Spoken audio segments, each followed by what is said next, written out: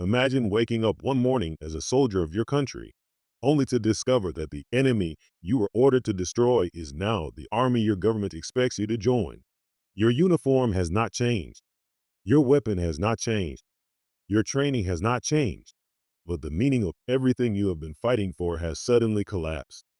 This is one of the strangest situations a soldier can face, because war is built on certainty.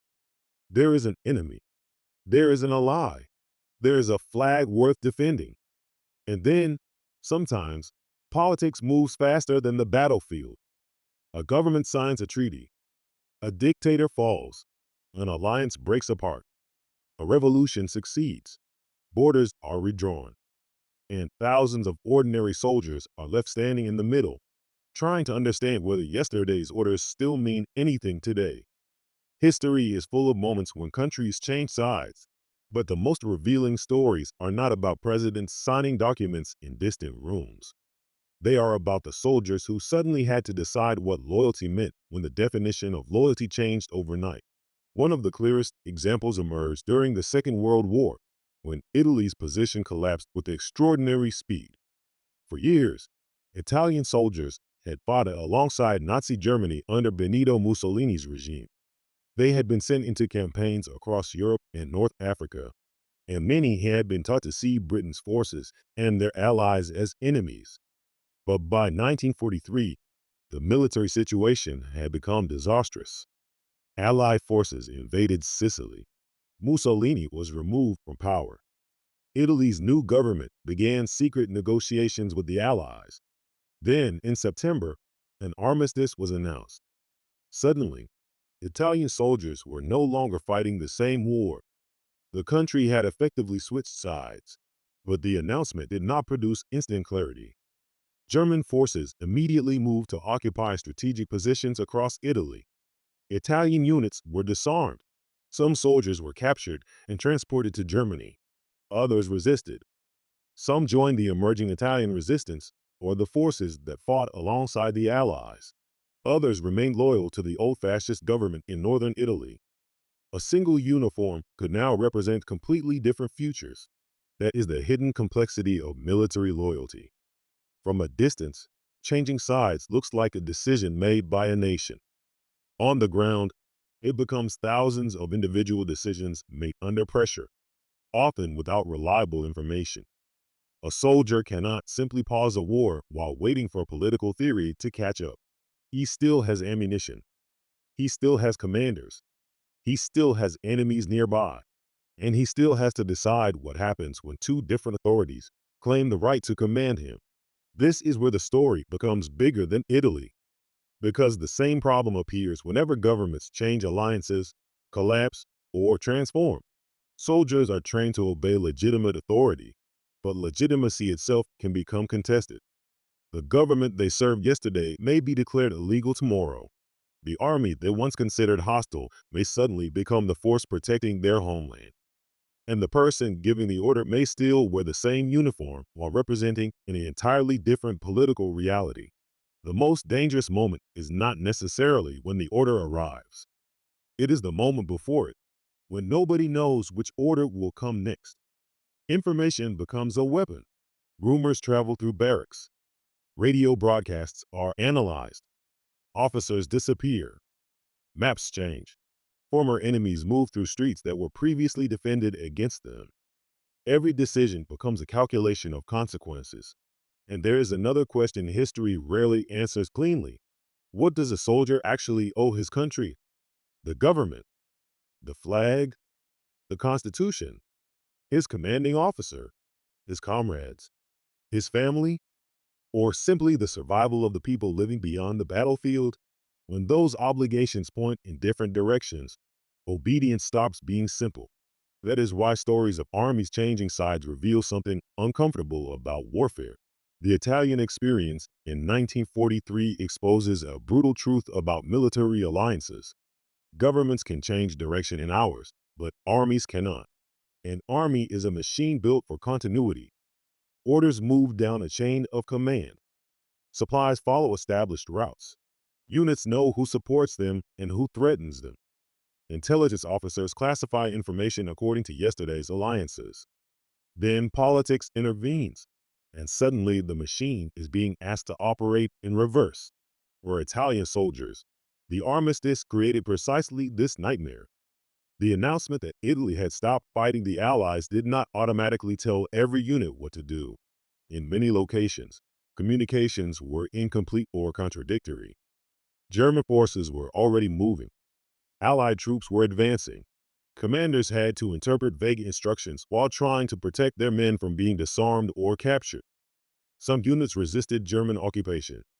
Others surrendered. Some fought briefly before withdrawing. The result was not one national decision, but a fragmented military collapse. The difference between those outcomes often came down to geography. An Italian unit near an Allied landing zone faced a completely different reality from one surrounded by German troops in northern Italy. A commander with reliable communication could make one choice. An isolated platoon might receive no meaningful instructions at all. This reveals something important about modern organizations as well as armies. When the central system becomes uncertain, local decisions suddenly become enormously powerful. But Italy was not unique. Across history, soldiers have found themselves caught between political transformation and military duty. In 1918, the Ottoman Empire collapsed as the First World War ended, leaving soldiers scattered across a rapidly changing landscape. In Eastern Europe, after the Russian Revolution, soldiers confronted competing governments, revolutionary authorities, foreign intervention, and civil war. During the breakup of empires, yesterday's imperial troops could become tomorrow's national armies. The uniform remained familiar while the institution behind it disappeared. The Second World War produced another extraordinary example through Finland. Finland initially fought the Soviet Union during the Winter War, then later cooperated militarily with Germany against the Soviet Union during the Continuation War. Yet by 1944, Finland negotiated an armistice with the Soviet Union. The geopolitical equation flipped. Finland was now required to remove German forces from its territory. Soldiers who had recently operated alongside German troops were ordered to fight them instead. This became the Lapland War. German forces withdrew northward, destroying infrastructure as they went, while Finnish troops pursued them. The transformation was not merely diplomatic, it became physical. Roads, bridges, towns, and supply lines that had supported one relationship now became part of a battlefield between former partners. For the soldier, such reversals create an extraordinary psychological burden. Combat depends partly on repetition. You learn the enemy's insignia, tactics, positions, and habits. You build an emotional category called us and another called them. Changing sides forces those categories to be rewritten, sometimes before the mind has time to accept a political explanation. That is why propaganda becomes especially important during political transitions. Governments cannot simply announce a new alliance and expect millions of people to instantly understand it. They must construct a new narrative. Yesterday's enemy may become today's partner, while yesterday's ally becomes a threat. Newspapers, radio broadcasts, speeches, military orders, and intelligence reports all begin performing the same task. The answer becomes even darker when the political reversal happens inside a country already under extreme pressure. At that point, soldiers are not merely choosing between two flags. They are choosing between competing versions of reality. One commander says the nation has betrayed its alliance. Another says the old government betrayed the nation first. A radio broadcast announces the liberation. Another calls the same event treason. Both messages can arrive within the same day. This happened repeatedly during the final years of the Second World War, when occupied countries became battlegrounds for competing resistance movements, governments in exile, collaborationist administrations, and advancing armies. A soldier could find himself serving a government that controlled the capital, but not the countryside, or fighting for a resistance movement that claimed legitimacy without controlling a single major institution. The battlefield became a referendum on which political future would survive. France provides a particularly revealing example. After the fall of France in 1940, the country was divided between German occupation, the Vichy regime, resistance networks, and the Free French movement associated with Charles de Gaulle. French military personnel faced radically different choices. Some remained connected to Vichy. Others escaped to Britain or joined Free French forces. Others resisted from within occupied France. There was no single moment when every French soldier received the same moral answer. The same pattern appeared elsewhere because military institutions rarely disappear cleanly. They fracture. Personnel carry their skills, weapons, relationships, and memories into whatever political structure emerges next. An officer who served one regime can become an officer under another. A warehouse remains full of ammunition even after the government changes. A barracks remains standing. A radio operator still knows how to transmit. The infrastructure of war survives the ideology that created it. That creates a strange paradox. The more professional an army is, the more valuable it becomes to whoever captures or replaces the government. Experienced soldiers are difficult to manufacture quickly. Training takes years. Logistics networks take decades. Command structures depend on trust accumulated over time. So when a state changes sides, the new leadership often needs the very people who served the previous system. But that creates another problem: trust. Can a new government rely on soldiers who spent years serving the old government? Can those soldiers trust commanders who once represented the opposite cause?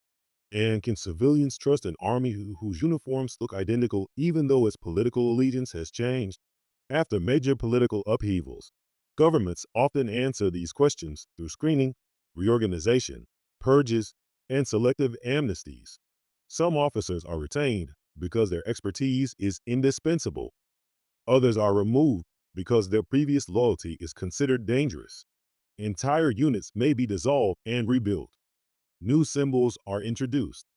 Old insignia disappear. Oaths are rewritten. The purpose is not merely administrative. It is psychological. A government needs soldiers to believe that the institution they serve has a continuous identity, even when its political foundation has changed. Without that belief, every order carries an invisible question: whose authority is this? And why should I obey it? This is why military oaths matter so much. An oath transforms obedience from a temporary instruction into a moral commitment. But when sovereignty changes, the meaning of that oath can become contested. The hardest moment comes when the flag remains visible, the order remains official, and the enemy has become someone the soldier never expected to fight. Because once political reality changes, obedience itself becomes a question, and the answer can determine not only who wins a war, but which version of a country survives afterward. In those moments, courage can look different from battlefield bravery. It can mean refusing an order, accepting one, protecting civilians, preserving a unit, or waiting until the truth becomes clear. None guarantees honor, safety, or survival. That uncertainty makes political warfare deeply human and painfully.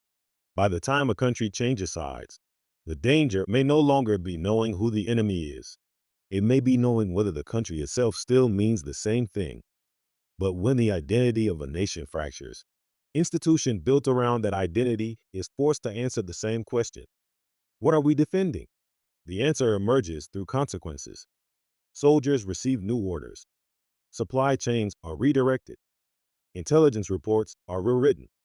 Former enemies begin sharing information. Former allies become targets. Ordinary citizens watch, trying to determine whether they are witnessing betrayal, necessity, or the birth of something entirely new. For the individual soldier, survival often becomes the first priority. Ideology can be powerful, but hunger, fear, exhaustion, and responsibility to comrades are immediate. A soldier may not understand the diplomatic negotiations that changed his country's position, yet he understands that his unit needs ammunition and that civilians behind him need protection. In that environment, loyalty becomes practical.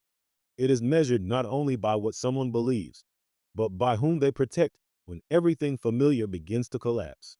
That helps explain why armies sometimes survive political revolutions better than expected.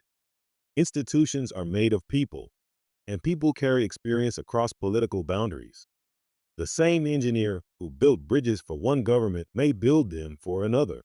The same logistics officer who moved supplies toward one front may later move them toward another. The same mechanic may repair vehicles under a new flag. War does not erase expertise. Political change simply redirects it. But there is a limit. If the new government demands that soldiers fight their former comrades, the psychological cost rises sharply. The enemy is no longer an abstract foreign army. He may be someone who shared a barracks, training ground, meal, or battlefield. Years of common experience can collide with a new political command in a matter of days. That is why moments of changing allegiance often produce some of the most confusing battles in history. Units hesitate. Negotiations happen under fire. Officers disagree. Soldiers surrender to forces they once considered enemies. Others fight until they can no longer distinguish military duty from political obedience.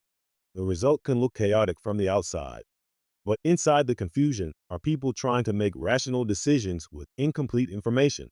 Modern states try to reduce this danger by separating the military from individual political leaders. Professional armies are supposed to serve the state rather than a particular ruler or party. Constitutions and formal oaths are designed to create continuity when governments change. But history shows that institutions are only as strong as the legitimacy people believe they possess. When that legitimacy collapses, legal documents may not be enough. Soldiers still have to decide which authority is genuine, which orders are lawful, and which version of national interest deserves their loyalty. We tend to imagine countries as permanent actors, almost like characters in a story. But governments change, borders move, alliances reverse, and national interests evolve. The name on the map may remain identical, while the political reality underneath it becomes completely different. For a soldier, that difference is not theoretical. It can determine whether he advances or retreats, whether he pulls a trigger or lowers his weapon, whether he is welcomed as a liberator or arrested as a traitor. The most haunting part is that there may be no perfect decision. History is usually written after uncertainty has disappeared. We know who won. We know which government survived. We know which alliance became legitimate. But the soldier standing in the middle knows none of that. He has only the information available at that moment, the people depending on him, and the consequences of choosing incorrectly. That is why loyalty is never as simple as a uniform makes it appear. A uniform can identify who you serve, but it cannot explain why you serve them. An order can tell you what to do, but it cannot always answer whether the cause behind that order remains the same. When a country changes sides, the battlefield changes first, then the institutions, then the language, and finally, if the transformation is deep enough, people's understanding of their own past. Yesterday's enemy can become tomorrow's ally. Yesterday's hero can become tomorrow's traitor. And a soldier who once believed he knew exactly where he stood can suddenly discover that the ground beneath him was never as stable as he imagined. Perhaps that is why these stories remain so compelling. The most unsettling part of war is not knowing who the enemy is. It is realizing that the answer can change without warning. Governments can rewrite alliances, leaders can disappear, and soldiers can wake up to discover that everything they were taught yesterday no longer applies today. And when that happens, the battlefield becomes more than a place of combat. It becomes a test of loyalty, judgment, and survival. If you want more documentaries exploring the hidden decisions, forgotten conflicts, and powerful systems that shape the world we live in, subscribe to the channel. Because behind every major historical event is another story, and sometimes that story is far more disturbing than the one we were taught.